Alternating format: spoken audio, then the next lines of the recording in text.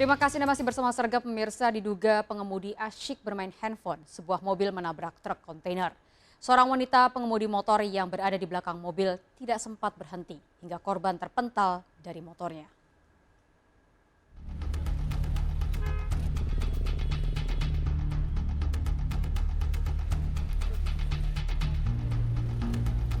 Tabrakan beruntun yang melibatkan sebuah mobil, truk kontainer, dan sepeda motor terjadi di kawasan kilometer 19,5, lingkungan 20 Medan Labuan Kota Medan, Sumatera Utara.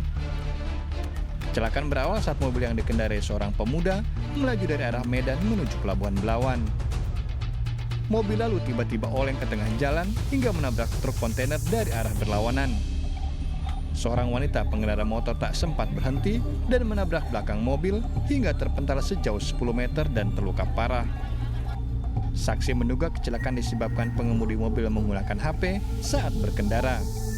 Saya dari Belawan mau ke Medan, mobil ras itu dari Medan mau ke Belawan. Tiba-tiba saya jalan, mobil ras langsung balik ke kanan. Kalau dugaan saya nih orang main HP.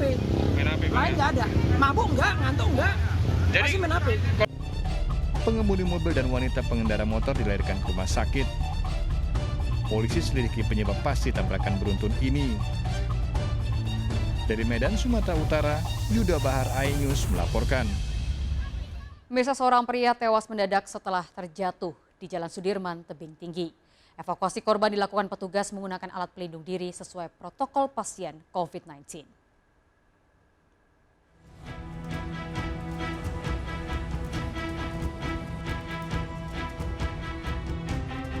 Warga digemparkan dengan tewasnya seorang pria pejalan kaki di sekitar Jalan Sudirman, Kota Tebing Tinggi, Sumatera Utara.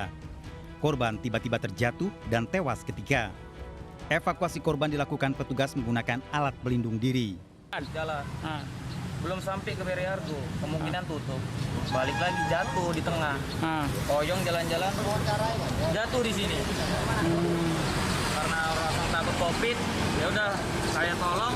Jam 8.20 masih hidup. Saya periksa nadi, jam 8.25 meninggal dunia. Polisi yang melakukan penyelidikan mengidentifikasi korban yang diketahui adalah Ngatimin, warga Kecamatan 50. Apa yang kami temukan namanya Ngatimin. Namanya di 50, Kabupaten Batubara. Dugaan sementara Pak, korban ini tewas kenapa Pak? Masih belum bisa pastikan. Jasad korban dibawa ke rumah sakit Dr. Kumpulan Pane untuk diotopsi. Dari Kota Tebing Tinggi, Sumatera Utara, Abdullah Sani Hasibuan, iNews melaporkan. Pemirsa, makam seorang pria di Mandailing Natal, Sumatera Utara dibongkar polisi untuk diotopsi. Keluarga curiga karena ada luka memar saat mayat korban ditemukan di perkebunan.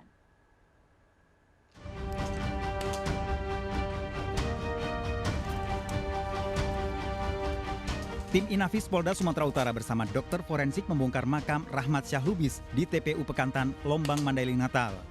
Sebelumnya mayat pria berusia 22 tahun ini ditemukan warga di kebun milik Rahmat. Pembongkaran makam Rahmat untuk dilakukan otopsi atas permintaan keluarga guna penyelidikan yang akan dilakukan polisi tentang penyebab kematian Rahmat. Untuk melakukan otopsi yang dilakukan oleh dokter ahli forensik. Adapun keterkaitan otopsi ini adalah karena tidak diketahui penyebab kematian, di mana pada tanggal 2 September 2020 korban ini ditemukan meninggal dunia di dalam kebun. Pembongkaran dilakukan setelah 1 bulan mayat dikubur karena keluarga curiga dengan kondisi tubuh mayat Rahmat. Memar dia, ininya memar, terus saya pertama kali apa lehernya bengkak Pak. Pertama kali saya mengupdate foto itu Pak. Waktu ditemukan di mana Kak? Apanya Pak? Waktu Kakak nemukan ini. Oh, setelah saya dari Medan kan udah mau dibawa ke kubur, saya yang pertama kali menemukan. Mayat Rahmat ditemukan di kebun kopi yang digarap serta ditemukan batang pohon yang roboh di sekitar temuan mayat. Dari Mandailing Natal, Sumatera Utara, Ahmad Husin Lubis, iNews melaporkan. Pemirsa, pelaksana tugas DPRD Lebak, Banten digerebek warga di dalam kamar rumah seorang wanita. Keduanya tertangkap basah berduaan di dalam kamar. Warga resah karena pelaku yang telah beristri sering datang ke rumah teman wanitanya saat malam hari.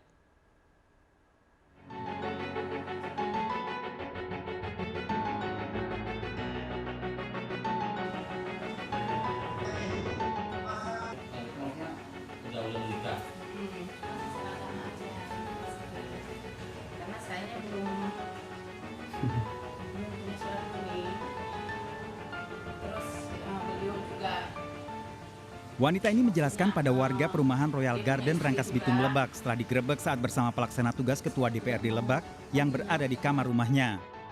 Warga tidak percaya dengan penjelasan wanita ini yang mengaku telah dinikahi secara siri oleh Ketua DPRD. Warga menggerebek rumah wanita ini karena resah selama ini sering didatangi pria yang ternyata menjabat Ketua DPRD Lebak menggantikan Ketua DPRD sebelumnya yang meninggal di hotel bersama seorang wanita.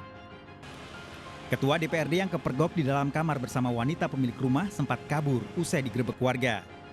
Ketua DPRD Lebak diketahui telah menikah dan masih memiliki istri sah, sementara wanita pemilik rumah telah bercerai. Sebagai perangkat RT saya bilang ya tidak mau ada keributan di sini. Akhirnya saya sampaikan ke keluarga masing-masing, silakan itu mah selesaikan dengan keluargaan, dengan bijaksana bagaimana. Tolong di wilayah warga di kekuasaan bukan urusan saya, intinya inian warga saya lah, kasihan keluarga saya, tolong jangan ada keributan di Royal Garden ini. Pagi hari setelah digerebek warga, Ketua DPRD Lebak dinikahkan dengan teman wanitanya yang sering didatangi. Usai menikah untuk kedua kalinya, Ketua DPRD Lebak tidak mengikuti sidang virtual yang membahas Raperda Pedoman Adaptasi Kebiasaan Baru COVID-19. Penggerebekan Ketua DPRD di kamar seorang wanita sempat viral di media sosial. Dari Lebak, Banten, Iskandar Nasution, iNews melaporkan. Pemirsa, lebih dari 600 orang menjadi korban penipuan yang dilakukan seorang wanita calo tenaga kerja. Para korban emosi mendatangi rumah pelaku di kawasan Pasar 8 Helvetia, Deli Serdang, Sumatera Utara. Korban telah membayar sejumlah uang kepada pelaku.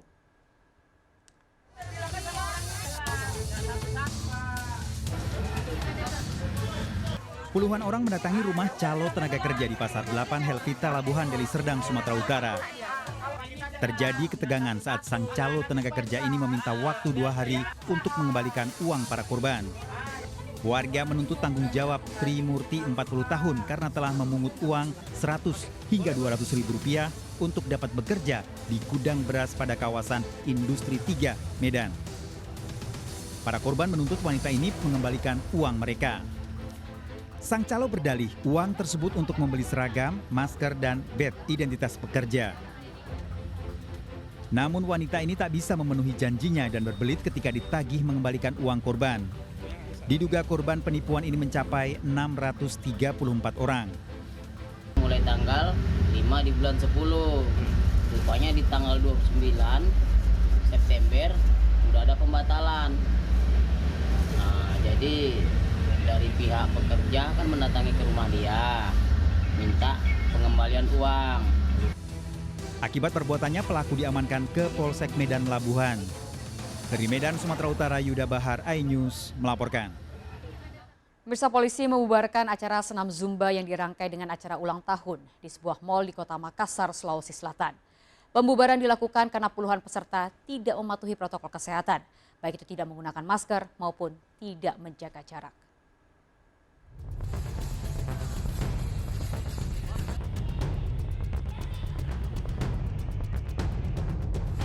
Ratusan peserta asik melakukan senam Zumba di dalam Mal Panakukang, Makassar, Sulawesi Selatan. Acara senam yang digelar dalam rangkaian perayaan ulang tahun ini tidak mematuhi protokol kesehatan. Sejumlah peserta tidak memakai masker dan tidak menjaga jarak.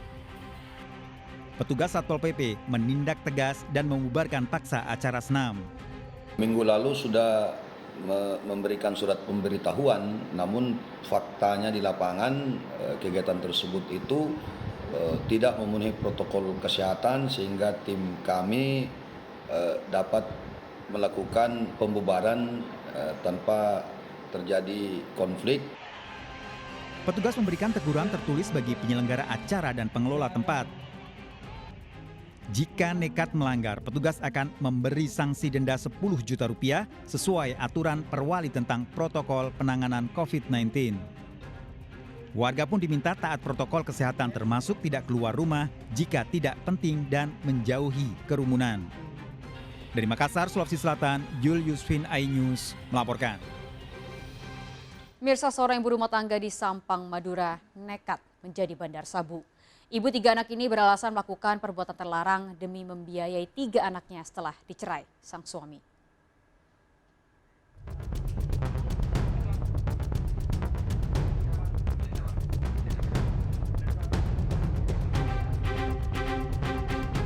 Siapa sangka ibu rumah tangga berusia 43 tahun ini merupakan bandar sabu.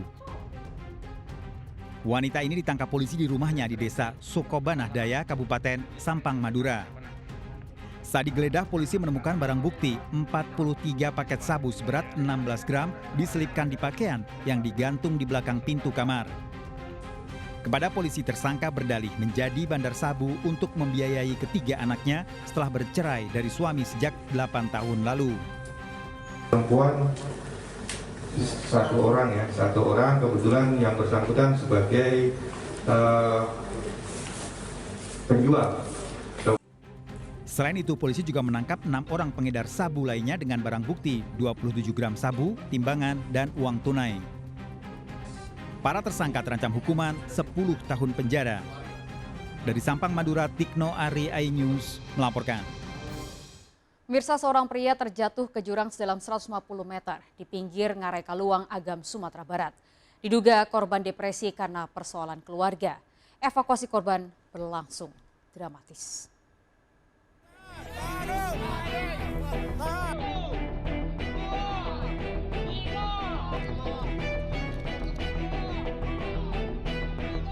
Menggunakan tali, petugas mengevakuasi seorang pria yang terjatuh ke jurang sedalam 150 meter di pinggir Ngarai Kaluang, Kabupaten Agam, Sumatera Barat.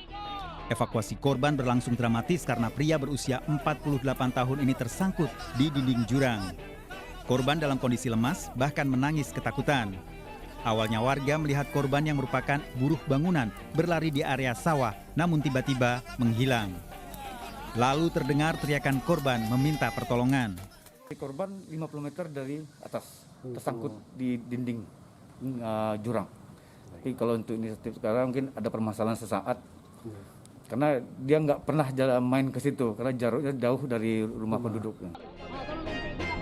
Korban dibawa ke Rumah Sakit Umum Daerah Dr. Ahmad Muhtar Bukit Tinggi untuk mendapat perawatan medis. Dari Agam, Sumatera Barat, Wahyu Sikumbang, iNews melaporkan. Bisa seorang anggota TNI dianiaya seorang warga di Luwu Timur, Sulawesi Selatan yang tengah mengamuk. Dengan senjata tajam, pelaku justru menyerang korban yang mencoba untuk menenangkan. Polisi melepaskan tembakan untuk menghentikan amukan warga.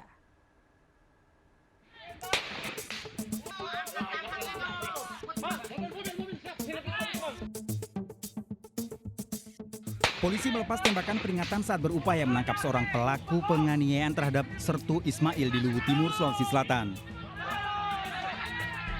Pria berusia 36 tahun ini terus melawan dengan mengayunkan senjata tajam hingga melukai sejumlah petugas.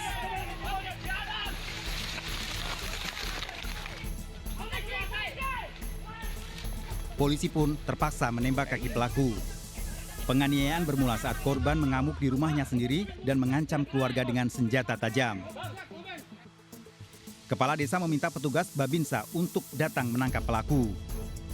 Saat itulah penganiayaan terjadi. Sertu Ismail yang datang ke rumah pelaku terkena sabetan parang di leher dan terluka parah. Melakukan tersebut, tersangka melarikan diri.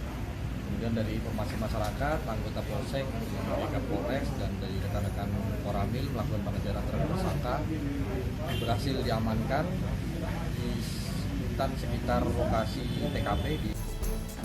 Pelaku tewas dalam perjalanan akibat kehabisan darah, sementara 3 petugas dan beberapa warga yang terluka masih dalam perawatan. Dari Luwu Timur, Sulawesi Selatan, Nasruddin Rubak, iNews melaporkan. Pemirsa, awasi anak Anda saat bermain. Seorang bocah berusia 10 tahun tenggelam saat bermain di Kali Pesanggerahan, Cengkareng, Jakarta Barat. Korban tenggelam di aliran sungai sedalam 6 meter.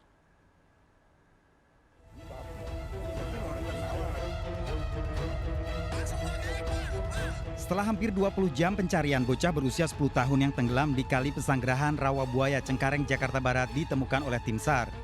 Korban tenggelam saat sedang berenang di Kali Pesanggerahan bersama 2 temannya. Satu orang ini si korban tidak kuat, akhirnya korban ini tenggelam. Nah, 2 orang temannya itu sempat mau nolongin, cuma dia nggak kuat. Alhasil 2 temannya itu minta bantuan sama warga sekitar. Petugas mengevakuasi jasad korban ke rumah duka untuk dimakamkan. Dari Jakarta, Miftahul Gani, iNews melaporkan. Berniat mengancam dan menakut-nakuti, seorang pria membawa ular sanca saat meminta proyek kepada Kepala Dinas PUPR Bandung Barat. Kami segera kembali.